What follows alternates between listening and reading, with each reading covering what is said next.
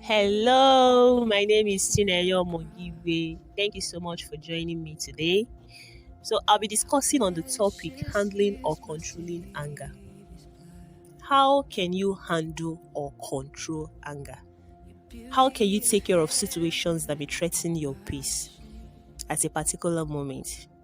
When someone gets you offended, how are you supposed to act? Now, first, we need to understand that everyone gets angry. Everyone gets angry. The difference is what got you angry. For instance, Mr. Tim got angry because his office partner failed to shut down the computer after usage. On the other hand, Miss Angela got angry because her best friend failed to acknowledge the hurtful words she said to her. Now, when you consider these two examples, I'm sure that you may be able to know or pick out the ones that may likely get you angry.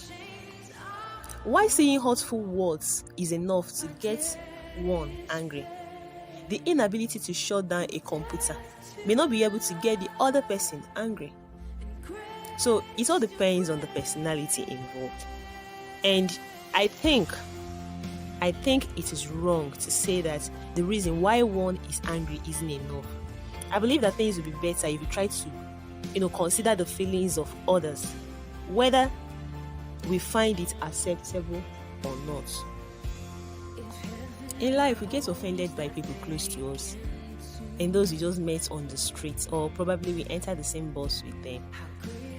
And because we are humans, there may be reasons to be angry when we interact with these people, whether they accept the wrong or not. You need to be careful with whatever thing that you have to do at that particular point in time.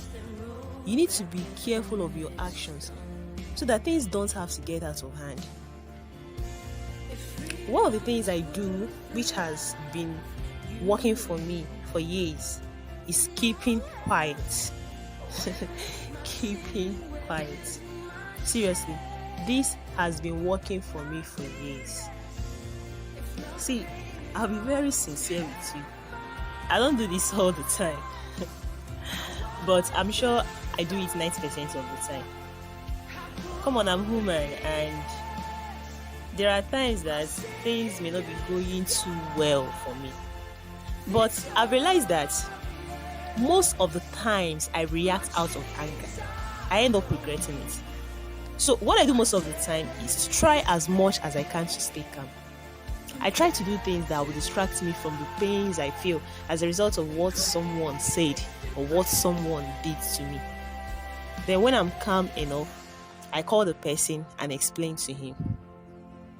Now, the latter part of this strategy can only work for a close friend. You may not have the opportunity to explain to a total stranger how he got it wrong, but you can stay calm and ignore him. There may be cases where someone will step on your toes and you don't care about it. And definitely you have every right to be angry. The thing is, you need to think about every action that you are about to take at that time. Think. Emphasis on think. You need to think about your actions. See, before you open your mouth to say something, you need to think about it.